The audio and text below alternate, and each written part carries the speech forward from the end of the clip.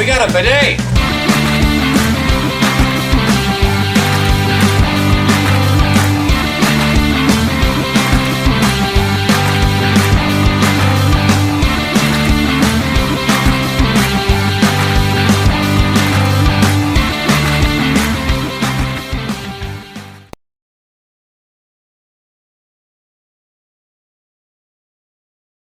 I ain't no joke.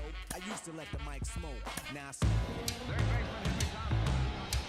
Hank Thompson is one of baseball's barrier breakers, although so many folks have never heard of who this legendary ball player was. Hank Thompson, along with his Monarch teammate Willard Brown, would join the St. Louis Browns in 1947. They would become the first two African-American teammates in the modern era of Major League Baseball to play on a Major League team.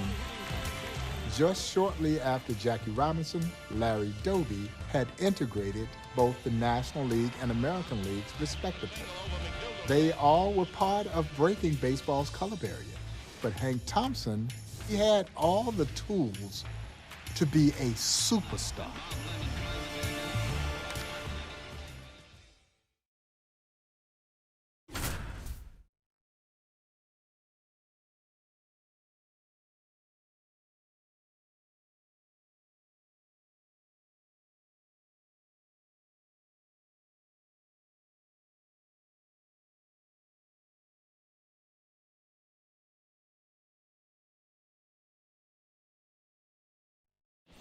The all-around talent Hank Thompson to the dish now.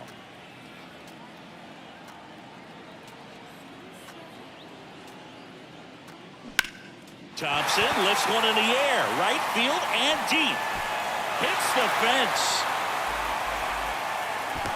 Taylor with a relay throw. He beats it safe. And it's 1-0. Always feels good when you come through and get your team on the board first. He absolutely ripped that ball out front and almost got it out of here, man. Just a really strong, balanced swing, and a fraction of an inch different on the bat, and it is probably out of here. This looks like extra bases, and that's going to roll to the wall. One run is in. Perry rounds third, headed for the plate. He's also in to score. It's 3-0. The throw to third, and he's out trying for three.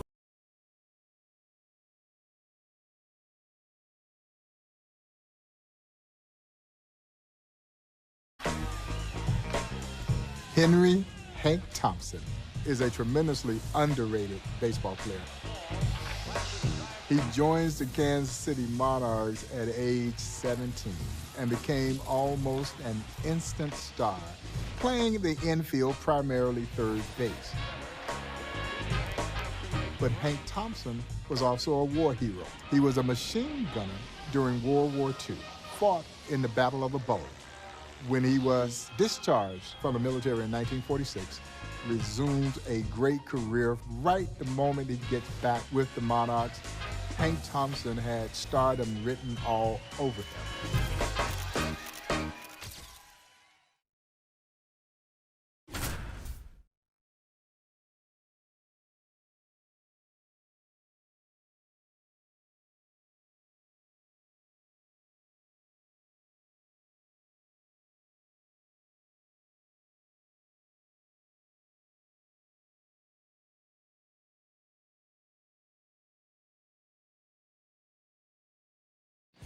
Hank Thompson steps into the box.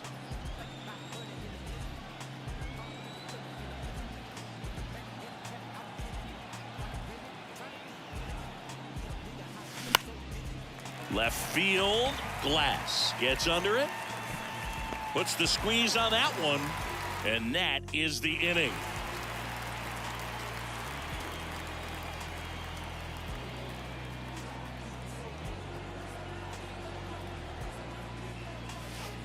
Pitch misses inside, ball one.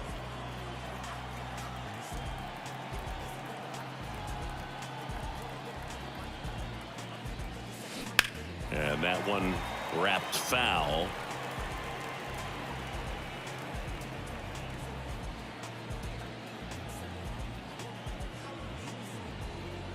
And a pitch. That one lifted to left. And in one hops the wall. Perry around third. Throw cut off, now to the plate. Not in time, he scores. And they trail by 1.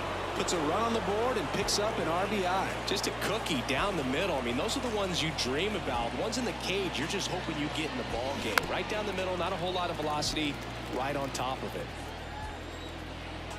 Now the 0-1.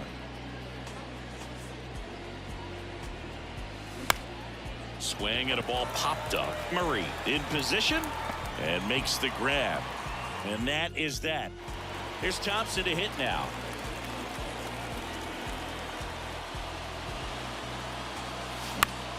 That smash towards center. Dives and it gets by.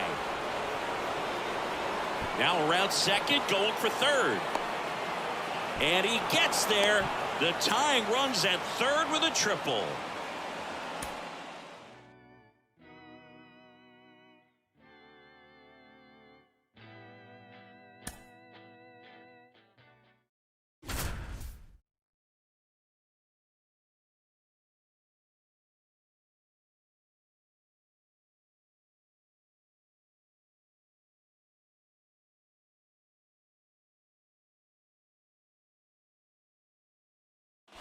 Here comes the sweet swinging 17-year-old Hank Thompson.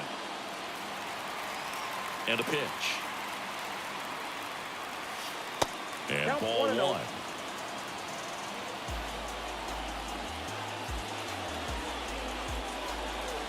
Next pitch inside. And now 2-0. The wind to kick to 2-0. Right side. And it's through for a hit. Off to a good start with a leadoff dive. Showed some really nice patience in that at bat. Worked himself into a good count. Just a cookie down the middle. I mean, those are the ones you dream about. Ones in the cage, you're just hoping you get in the ball game. Right down the middle, not a whole lot of velocity, right on top of it. That one is absolutely belted. And it hits the fence. Smith gets it back in quickly. They hold the runner at second, so another base hit could get us our first run in this one.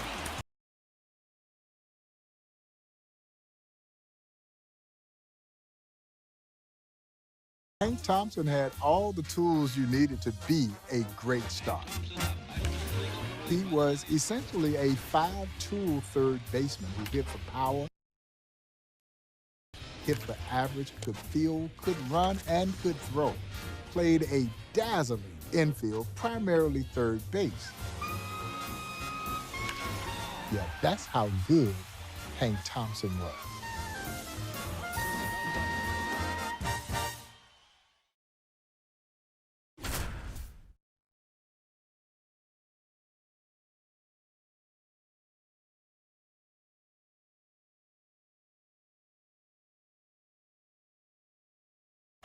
Hank Thompson digging in now.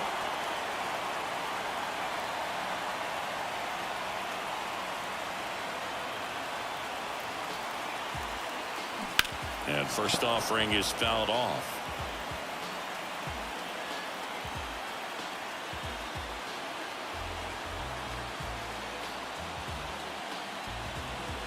Kicks and deals. And it goes just foul.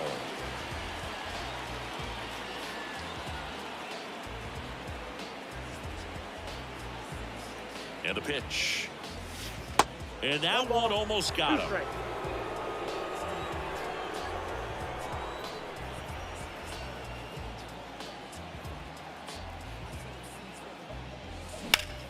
In the air, left field. Glass brings it in, and that is that.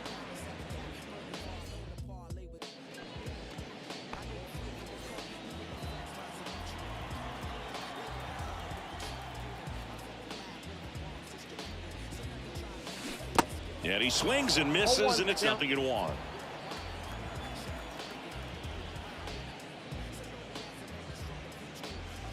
And it's 1-1.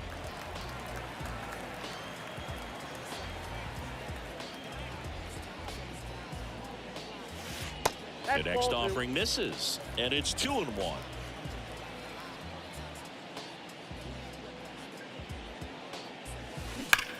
Thompson lifts one in the air, right field and deep. That's back there. There it goes. The kid's done it again.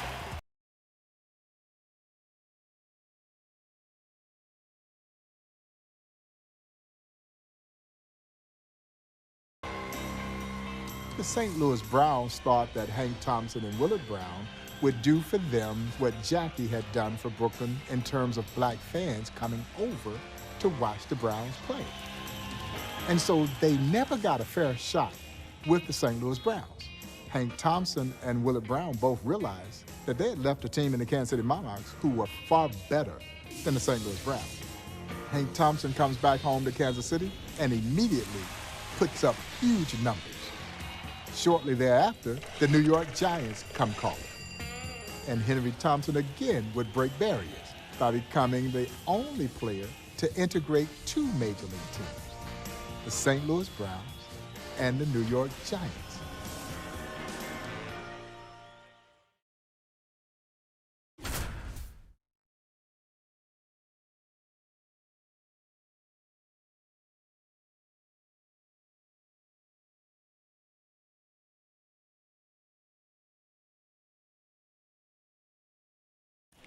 One down. Hank Thompson steps into the box.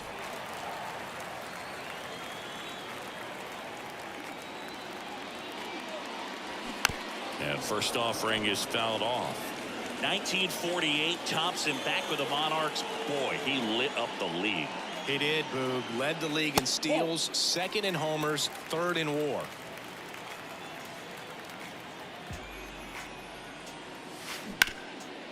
Bounced up the middle. Oh, what a stop. Fires to first. Nicely done for the out. Hank was so good in 1940.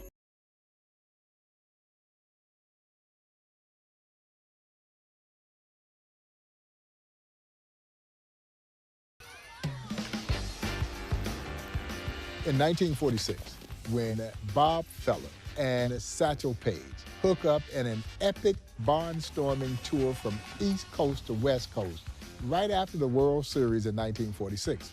Bob Feller had his All-Stars, and the legendary Satchel Paige had his Satchel Paige All-Stars. We're talking the creme de la creme on both teams. Satchel's lineup was stacked. Buck O'Neil, Quincy True, Willard Brown. And according to Bob Feller, the best of the bunch on that Satchel Paige All-Star team was a young Hank Thompson.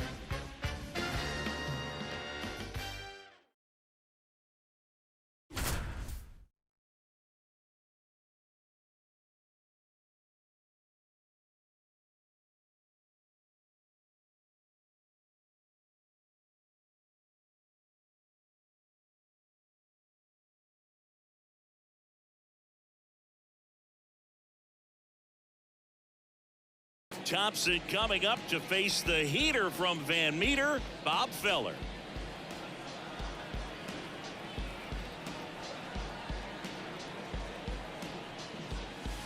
Chris, the matchups Thompson had against Bob Feller, they really propelled him into the National League. And there's a foul ball. Boog, you mentioned those barnstorming games Hank played in. He hit several big homers against Bob Feller in a year where Feller led the majors in wins, shutouts, and strikeouts. Just tremendous. Going to count 1 and 2.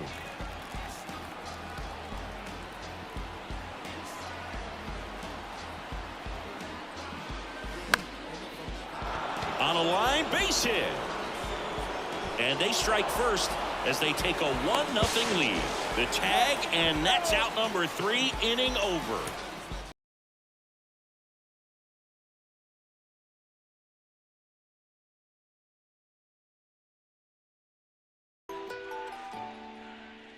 Thompson would then go on to face in a game against Larry Doby, where they become the two first black players to compete against one another in Major League Baseball. Oh, but there's more. Hank Thompson would face the great Don Newcombe, and it would be the first time that a black hitter had faced a black pitcher in Major League Baseball history. And of course, Hank Thompson Willie Mays, and the great Monty Irvin would form the Majors' first all-black outfield, even though Hank Thompson was an infielder by trade. His versatility made him very special.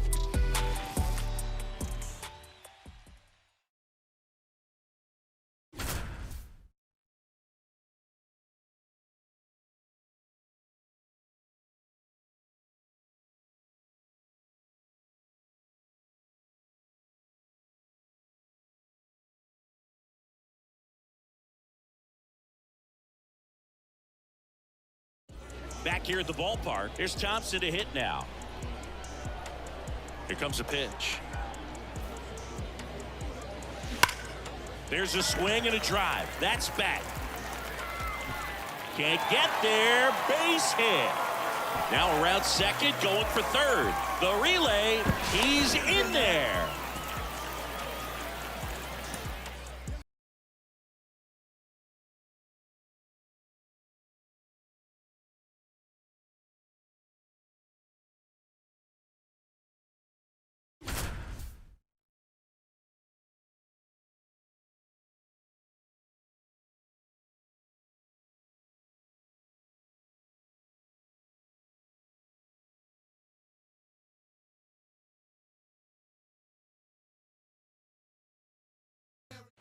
Thompson to the plate with a big opportunity here. And here it comes. Base hit center field. Should be extra bases. One runs in. Another comes in to score. And they clear the bases. 3-run score. It's 3-zip.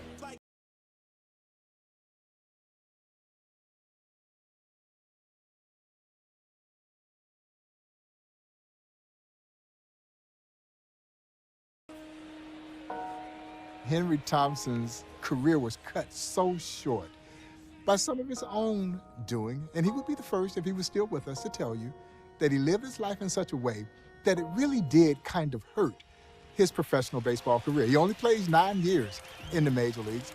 And again, it's so unfortunate that his career was cut so dreadfully short that it never got to play out in the fashion in which Henry Thompson would be the first to say that he wished it would have had things worked out maybe a little bit differently. Henry suffered a lot of darkness during his childhood that unfortunately carried over into his playing career that really hindered him from having what I believe would have potentially been a Hall of Fame caliber career.